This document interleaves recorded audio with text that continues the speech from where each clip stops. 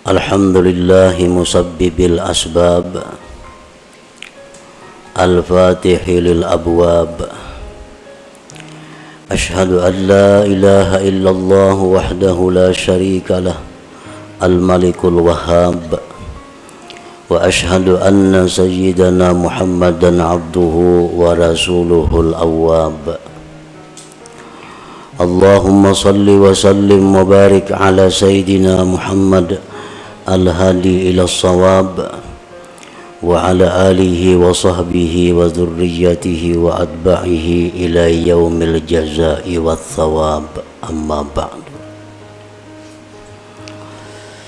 Yang kita hormati dan kita cintai para habaib dan para alim ulama, guru-guru agama, para muhibbin, hadirin hadirat rahimakumullah.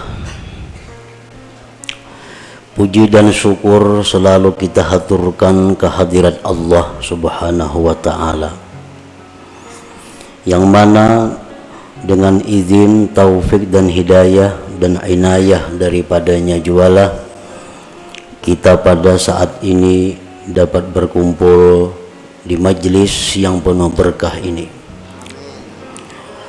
Salawat dan salam kita haturkan kepada junjungan kita Nabi besar Muhammad sallallahu alaihi wasallam dan kepada seluruh keluarga, para sahabat, zuriat dan pengikut beliau sampai hari pembalasan nanti. Para muhibbin rahimakumullah. Al-hikmatu tsaniyata ashar min al-hikamil ataiyah. Qala al-imam Ahmad bin Athaillah as-Sakandari rahimahullah wa nafa'ana bi ulumih. Ma nafa'al qalba syai'un mithlu uzlatin yadkhulu biha midana fikrah. Hikmah yang ke-12 daripada Al-Hikamil Athaiyah. Berkata Imam Ahmad bin Athaillah as-Sakandari rahimahullah, tidaklah memberi manfaat akan hati oleh sesuatu seperti uzlah yang masuk dia dengan uzlah itu akan midan lapangan pikir.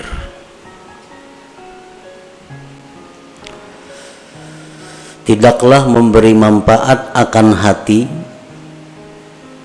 oleh sesuatu seumpama uzlah mengasingkan diri daripada manusia, yang mana dia masuk dengan uzlah itu akan midan lapangan fikrah, berpikir.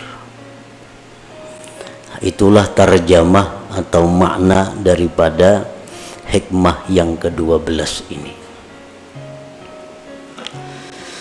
Adapun syarah atau penjelasan daripada hikmah yang ke-12 itu adalah la syai'a anfa'a lil qalbi min uzlatin ay khalwatin mashubatin bitafakkur.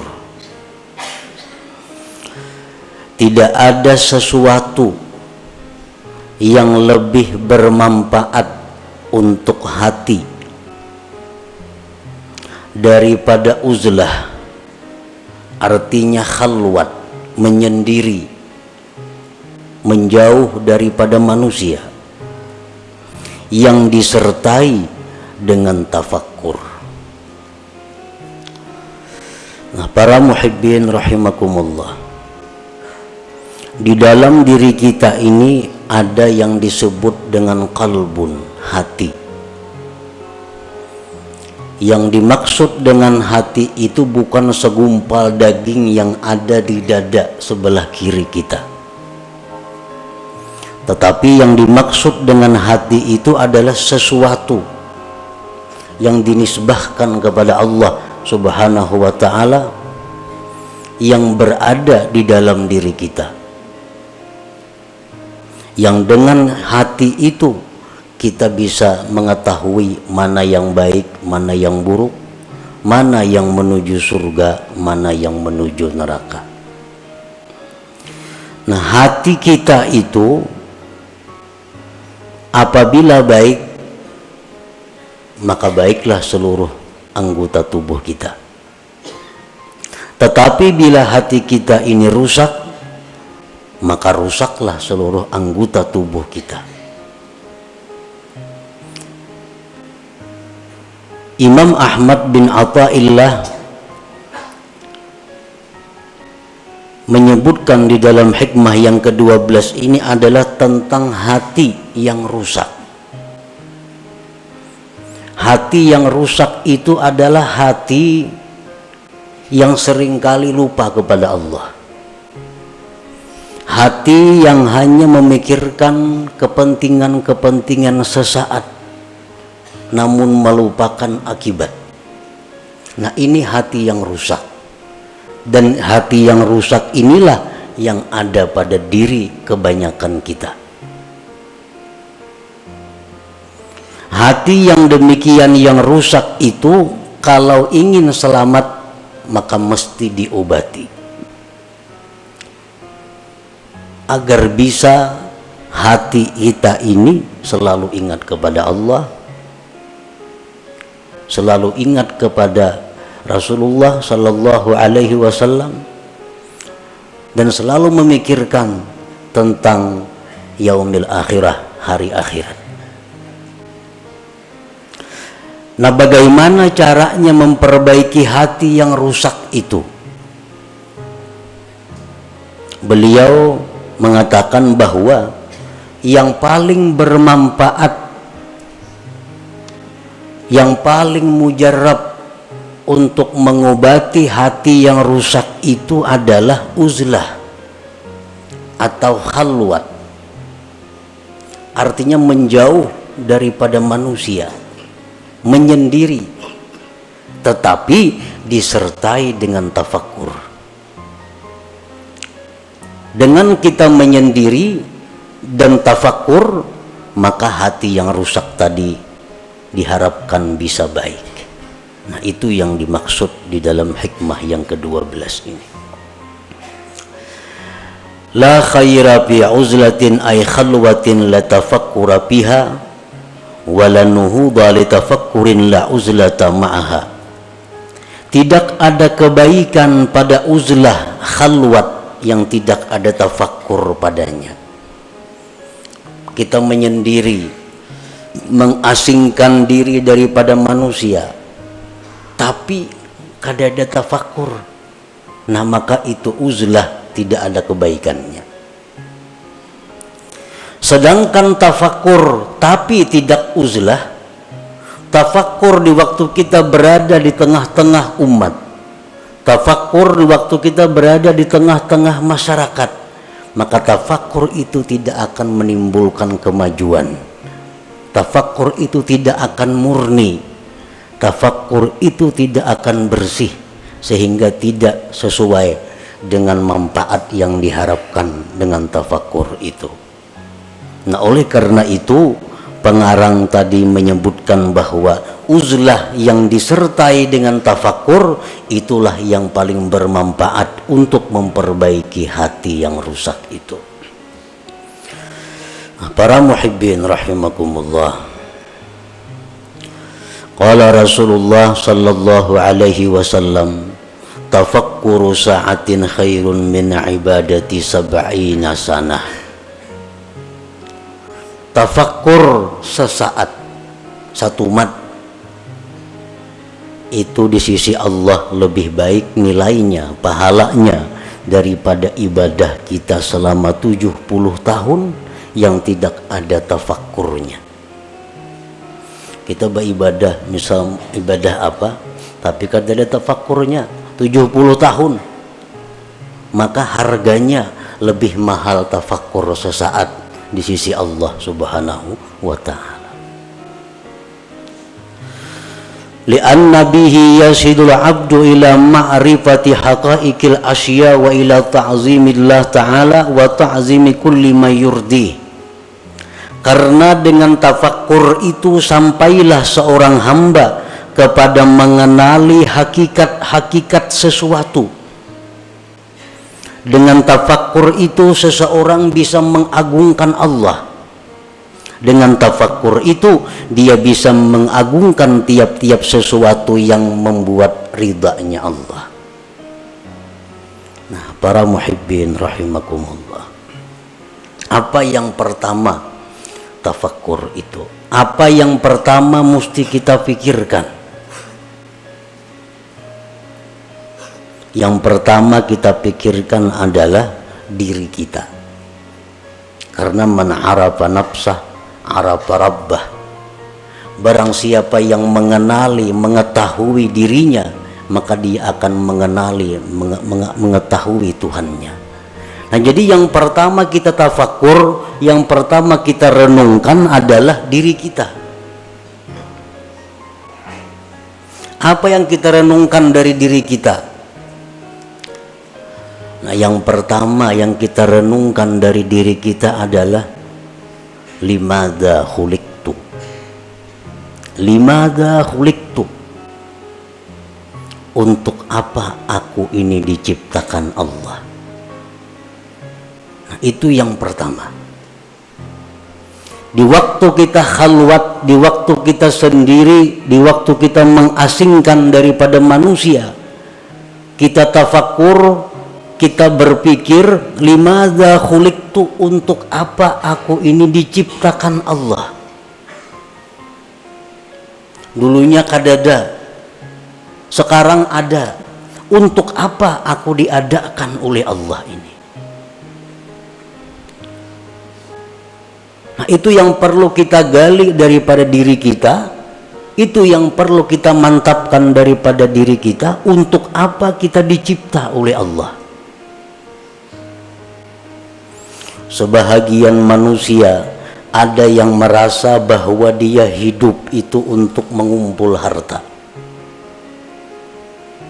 Dia beranggapan bahwa dia diciptakan Allah hanya untuk mengumpul harta, sehingga sebagian besar waktunya dihabiskannya untuk mengumpul harta.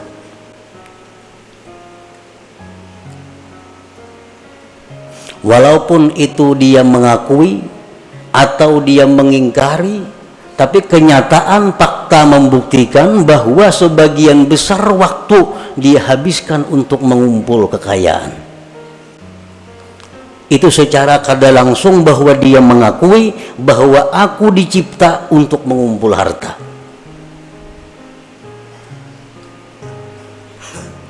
Jam 8 sampai jam 5 dihabiskan waktunya untuk berusaha mencari duit.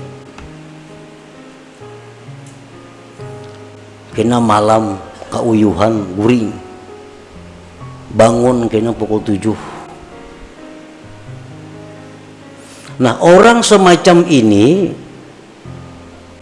secara isyarat bahwa dia mengatakan aku dicipta untuk mencari duit, walaupun di mulutnya kada keluar kata-kata itu, tapi tingkah lakunya menunjukkan demikian.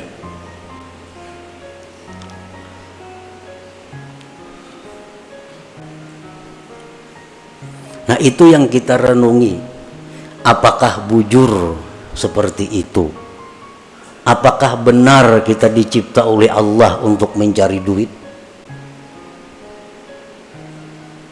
Nah, itu yang perlu tafakkur. Yang pertama kita renungi hidup kita. Kita renungi berapa umur kita habiskan. Kita mengakui bahwa kita ternyata hidup ini adalah untuk duniawi semata-mata. Akhirat ada, tapi porsinya kecil, porsinya sedikit. Nah, makanya tafakkur itu nilai pahala di sisi Allah sangat besar. Limadza khuliqtu, untuk apa dicipta? Ibrahim bin Adham, sewaktu beliau berburu, beliau adalah seorang bangsawan yang sukanya berburu. Suatu hari beliau berburu dengan perbekalan, perlengkapan yang lengkap, berangkat ke hutan. Di tengah jalan beliau ada mendengar hatib. Hatib itu artinya suara tanpa kelihatan orangnya. Suara itu, ya Ibrahim, alihada khuliqta, apakah untuk ini engkau dicipta Allah? Apakah engkau dicipta untuk berburu? Ibrahim bin Adham tersadar bahwa ternyata selama ini hidupku kusia-siakan. Berpaling beliau kembali dan meninggalkan seluruh yang ada, lalu mengembara ke tengah hutan belantara untuk mencari hakikat, mencari kebenaran. Nah, para muhibbin rahimakumullah, kita diciptakan oleh Allah, wa ma khalaqtul jinna wal insa illa liya'budun. Tidak kujadikan jin dan manusia itu, ujar Tuhan, melainkan untuk ibadah. Nah, untuk ibadah. Jadi kalau kita bertanya kepada diri kita, untuk apa aku diciptakan Allah? Jawabnya, untuk mengabdi kepada Allah. Untuk mengabdi kepada Allah. Nah, itu bisa didapat, bisa digali dengan tafakkur.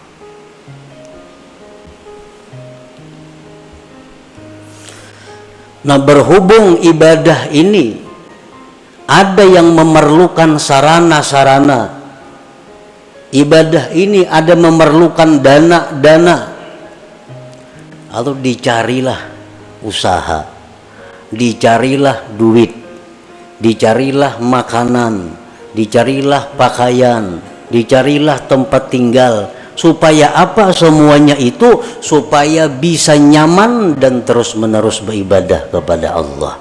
Nah, jadi orang mencari duit itu sebujurnya adalah untuk supaya beribadah. Jangan dipaling karena mencari duit lupa ibadah. Bila tak paling ya itu.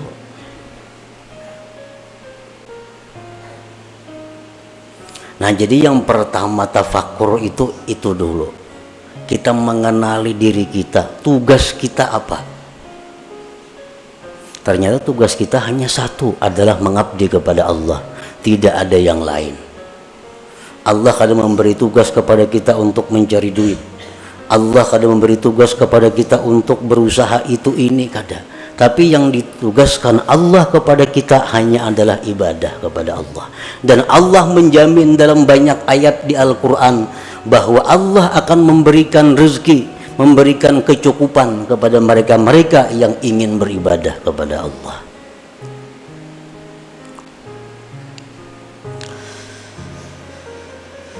Fal uzlatu wasilatun lahu wa mu'inatun alaih. Uzlah, mengasingkan diri, itu merupakan jalan bagi tafakkur dan membantu atas tafakkur. Namun kita di tengah manusia, di tengah keributan, kita akan sulit dapat tafakkur yang murni. Tapi kalau kita di tempat yang sunyi, di tempat yang sendiri, nah itu diharapkan ada tafakkur yang bersih. Jadi menyendiri itu merupakan wasilah. Mengasingkan diri dari manusia itu merupakan membantu untuk tafakkur. Hadhihi liman laisa lahu syaikhun yurabbi. Ini uzlah bagi orang yang tidak punya guru yang membimbing dia. Wa illa, jikalau dia punya guru, fa mukhalatatus syekh wa mukhalatatul ikhwanil ladzina yu'inuna anfa'u wa aslahulah. Jika dia ada punya guru, nah maka bergaul dengan guru, bergaul dengan kawan-kawannya, maka itu lebih bermanfaat dan lebih baik baginya daripada uzlah. Jadi uzlah supaya bisa tafakkur ini untuk orang-orang yang menuju jalan Allah, tidak di bawah bimbingan guru yang tertentu. Kalau orang itu ada punya guru tertentu, maka semajlis dengan guru itu lebih baik baginya. Bergaul dengan guru itu lebih baik baginya, lebih bermanfaat baginya. Nah, para muhibbin rahimakumullah. Wa'alam anna fil khalwati fawaida, ketahuilah bahwasanya pada khalwat itu banyak faidahnya. Kita mengasingkan diri, kada umpat perkumpulan-perkumpulan, kada umpat partai, kada umpat handil, kada umpat arisan, kada umpat itu banyak faidahnya. Pertama, hifzul qalbi minar riya wal mudahanah wa ghairiha minal amrad. Pertama, faidahnya kita mengasingkan diri itu terpelihara hati daripada riya. Kan riya itu minta lihat orang. Amun seorangan siapa yang melihat? Selamat hati daripada riya, daripada mudahanah, dan selainnya daripada penyakit-penyakit hati, sum'ah. Nah, selamat. Yang kedua, faidahnya uzlah itu hifzul basar min afatil manzurat, terpeliharanya mata daripada bahaya-bahaya yang dipandang. Li'anna an-nazara ilal asya' yujibu tafriqatal qalbi, karena memandang kepada sesuatu itu menimbulkan terbelahnya hati. Kalau kita khalwat, napa nang kita lihat? Kadada. Lalu hati kita jadi terpupus karena mata kita kadada nang dilihatnya. Nah, makanya sembahyang disuruh menjangangi tempat sujud. Supaya apa? Supaya mata ini jangan melihat nang macam-macam. Karena bila mata melihat macam-macam, kena hati jadi tak macam-macam juga. Nah, dengan adanya kita khalwat, dengan adanya kita bersendiri, nah apa nang kita lihat? Nah, selamat mata. Yang ketiga, as-salamah min afatil lisan kal ghibah wan namimah wa ghairiha minal muhlikat. Selamat daripada penyakit atau bahayanya lisan seperti ghibah, nyambeti orang, namimah, anjur atar, dan selainnya daripada yang membinasakan. Kita bakhalwat, siapa dipandiri? Kada denang dipandiri. Nah, selamat dulu mulut kita daripada menyambat orang, daripada menganjur atar orang. Qala Nabi sallallahu alaihi wasallam, aktsaru khataya ibni Adam bilisanih, kebanyakan dosa manusia itu di lisannya. Dengan uzlah atau khalwat, lisan kita selamat. Yang keempat, keuntungannya kita menyendiri, as-salamatu min suhbatil asrar, kita selamat daripada bersahabat dengan orang-orang jahat. Orang-orang jahat ini contohnya orang-orang nang ahli riba itu orang-orang jahat, orang-orang peminum orang-orang jahat, orang-orang rentenir orang-orang jahat, orang-orang zalim orang-orang jahat, ahli zina itu orang-orang jahat. Nah, bila kita menyendiri, kita kada tagaul lawan itu. Tapi amun kita bagaul, nah bisa kemungkinan kita bersahabat dengan mereka itu. Li'anna sohbatahum fasadun azim bidinih, karena bersahabat dengan orang-orang yang jahat itu kerusakan yang besar pada agama kita. Kalau kita nih akrab lawan orang penzina, itu agama kita rusak. Akrab dengan orang nang katuju riba, agama kita rusak. Akrab dengan orang zalim, agama kita rusak. Akrab dengan pejabat nang korupsi, agama kita rusak. Tanpa kita sadari. Qala ba'duhum ma fasada man fasad illa bi suhbati man fasad, tidaklah rusak orang yang rusak itu melainkan sebab bakawan lawan nang rusak. Umumnya orang tuh rusak karena bakawan nang rusak. Nah kalau kita bauzlah, kita khalwat, kada bergabung dengan manusia, kita selamat.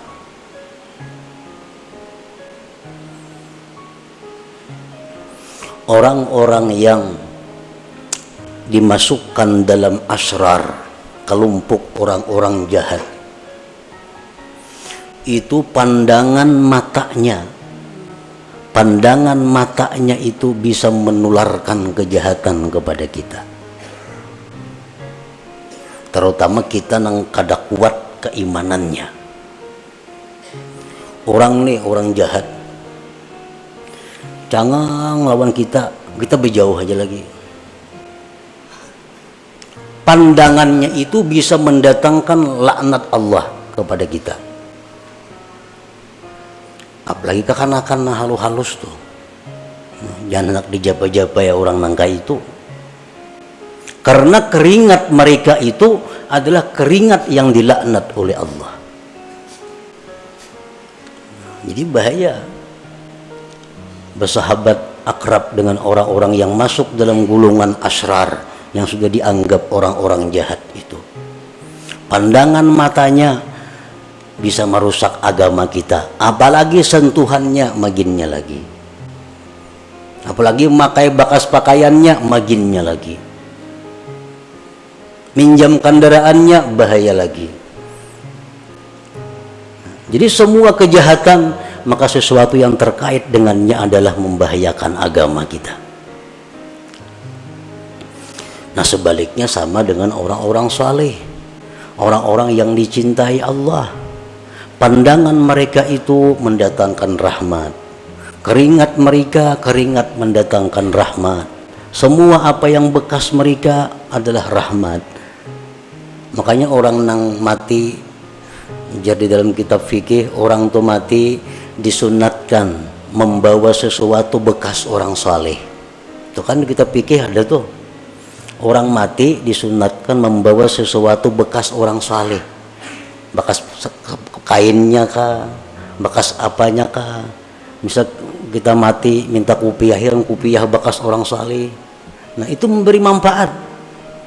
Kalau orang mati aja memberi manfaat, apalagi orang hidup, bekas orang saleh. Nah demikian sebaliknya orang-orang jahat pun demikian, akan menimbulkan dampak kepada mereka-mereka yang belum kuat hatinya, belum kuat keimanannya. Nah dengan kita khalwat, kita terhindar daripada bersahabat dengan mereka itu. Yang kelima, keuntungannya khalwat adalah at-tafarrug lil ibadah wa tamakkunul mudawamah 'alaiha. Dengan adanya kita khalwat, kita bisa lapang beribadah dan kawa terus menerus beribadah. Misalnya kita membaca zikir 5.000 sehari, kalau kita menyendiri kita kawa. Tapi kalau kita bergaul dengan masyarakat, nah sewaktu-waktu kita ada kada terbaca karena ada acara ini, acara itu, acara ini. Apalagi macam-macam yang diikuti, ketua ini, ketua itu, ketua ini, bermacam-macam organisasi, kada terbaca wirid lagi. Jadwal ini ada rapat itu, jadwal ini ada acara itu. Nah kalau kita khalwat, bisa ibadah kita tuh mudawamah, bisa terus menerus. Ibadah yang mudawamah itulah yang dicintai oleh Allah Subhanahu wa taala walaupun sedikit. Yang keenam, faedahnya kita khalwat siyanatu nafsihi wa dinihi minal khusumat. Dengan adanya kita khalwat, diri kita, agama kita terpelihara daripada pertengkaran-pertengkaran. Kadang mau tapahual, saurangan siapa dihuali, siapa nang mahuali. Nah bahuwal itu merupakan sumber datangnya macam-macam kejahatan seperti bermusuhan, bermarah-marahan, berdengki-dengkian. Nah semua itu sifat yang membahayakan. Yang ketujuh, rahatul qalbi wal badan. Dengan adanya khalwat menyendiri itu, hati kita lapang, badan kita pun lapang. Yang kedelapan, husuluz zuhdi wal qanaah. Orang yang khalwat ini akan diberi Tuhan zuhud dan qanaah. Kenapa kita kada kawa zuhud?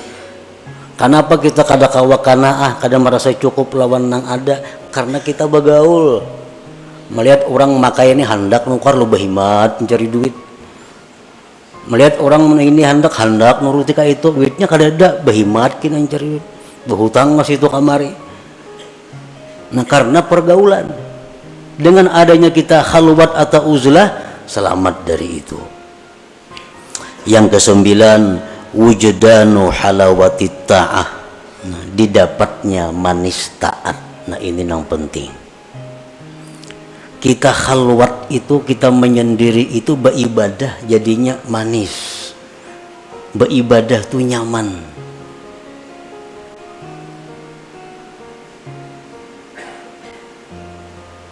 Qala Abu Talib Al-Makki rahimahullah, la yakunul murid shadikan hatta yajida bil khalwah minal halawah wan nasyat wal quwwah ma la yajidu bil alaniyah. Tidaklah seseorang murid itu benar sehingga dia mendapati di dalam khalwat itu manis dan rajin kuat ibadah, sesuatu yang tidak ia temukan di tengah orang banyak. Ini menandakan kita nih bujur. Bila beribadah itu tak kuat saurangan, tak nyaman saurangan, tak manis saurangan pada di tengah orang banyak, itu menunjukkan kita bujur. Tetapi bila mana kita saurangan menguliat, kulir di tengah orang banyak rajin, menunjukkan kita munafik ngarannya. Di tengah orang banyak perajinnya beribadah. Bila saurangan sajus saja kada sanggup membaca Quran. Di tengah orang banyak 2 juz sanggup. Dalam kamar saurangan kada kawa. Nah, ini menunjukkan ada sifat munafik di dalam hati.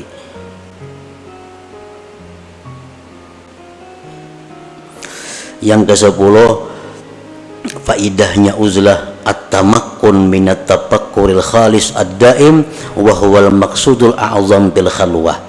Bisa kawa tafakkur yang murni, yang terus menerus, itulah tujuan yang besar di dalam khalwat, di dalam uzlah itu.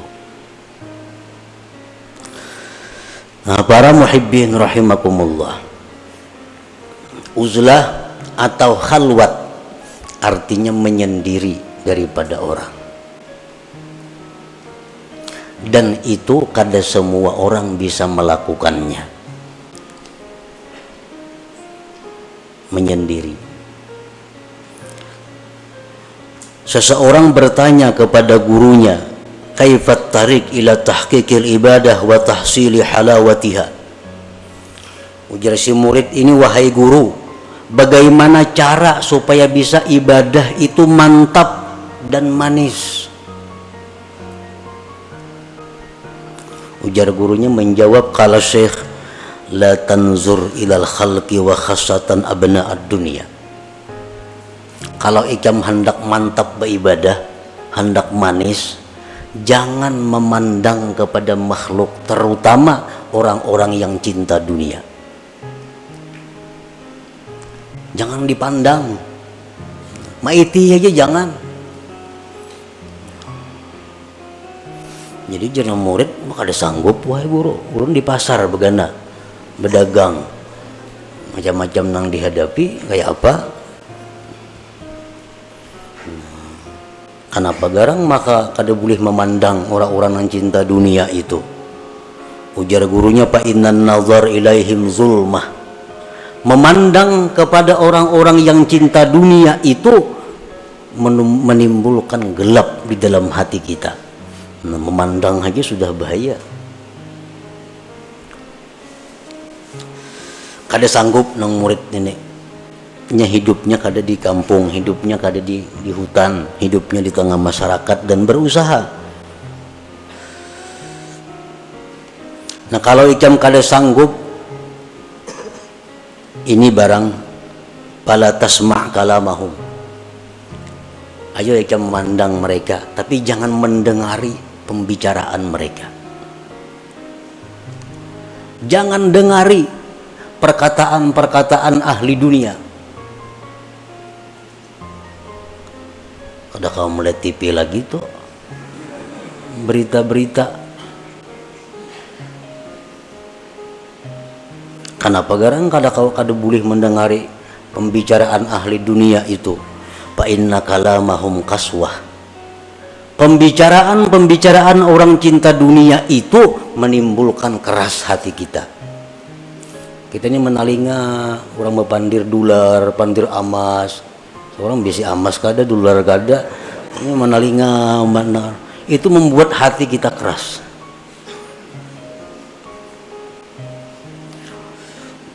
Bagi si murid tadi kada kawa juga kada mendengari guru wana. Bertemuan hari-hari. Lalu ujar gurunya, amun ikam kada kawa jua kada mendengar mereka itu, fala tu'amilhum. Jangan kerjasama dengan mereka. Jangan bekerja sama. Inya besaruan, jangan ditulaki.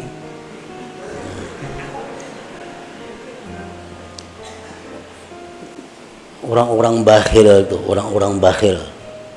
Besaruan, jangan ditulaki. Kenapa?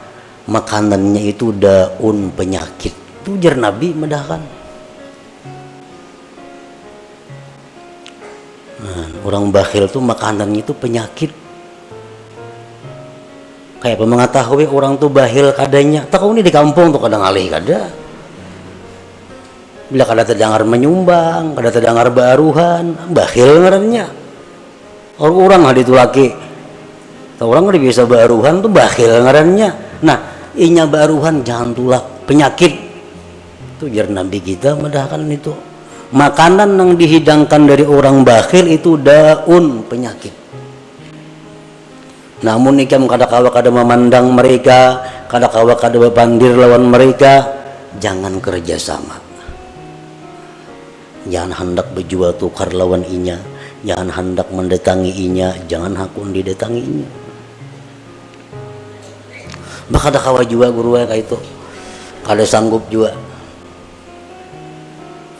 Nah, jaguru nang terakhir, munikam kada sanggup juga itu, pala taskun ilaihim. Jangan ikam tentram kepada mereka.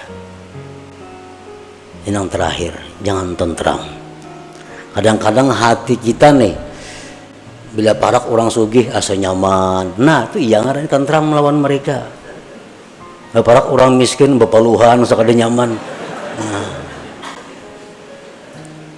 La taskun ilaihim, jangan tentram kepada mereka. Janganlah dijadikan orang-orang cinta dunia itu penentram hati kita, jangan. Fa inna sukun ilaihim halakah, karena mencari tentram kepada mereka itu kebinasaan kita. Nah, ini terakhir. Jadi ayo hendak memandang mereka, hendak mendengari perkataan mereka, hendak bekerja sama lawan mereka, tapi sebuting. Jangan hendak tentram, jangan hendak merasa tenang dengan mereka itu. La yajidu halawatal ibadah man kana qalbuhu sakana ila ghairillah. Tidaklah bisa mendapatkan manisnya ibadah orang nang hatinya itu tentramnya kepada selain Allah. Orang tuh hatinya tentramnya bukan lawan Allah. Nah, orang ini ibadahnya kada mau manis. Tapi bila orang ini menyebut Allah tentram hatinya, menyebut Allah senang hatinya, nah orang seperti ini nang bisa dapat manisnya ibadah itu. Nah, jadi amun kada kawa bakhalwat, ini nang kita pakai. Jangan hendak mencari ketentraman, ketenangan kepada makhluk Allah, terutama abnaud dunia, orang-orang yang cinta kepada dunia itu. Nah, itulah sebagian yang dimaksud daripada hikmah yang ke-12 daripada Al-Hikamul Ata'iyah. Selanjutnya hikmah yang ke-13. Ila hadratin Nabi sallallahu alaihi wasallam. Al-Fatihah. Iyyaka na'budu wa iyyaka nasta'in. Ihdinas siratal mustaqim. يا الله بها يا الله بها يا الله بحسن الخاتمة يا الله بها الله بها يا الله بحسن الخاتمة يا الله بها يا الله بها يا الله بحسن الخاتمة فيا أيها الرجل منه شفاعة صلوا عليه وسلموا تسليما اللهم صل وسلم وبارك عليه.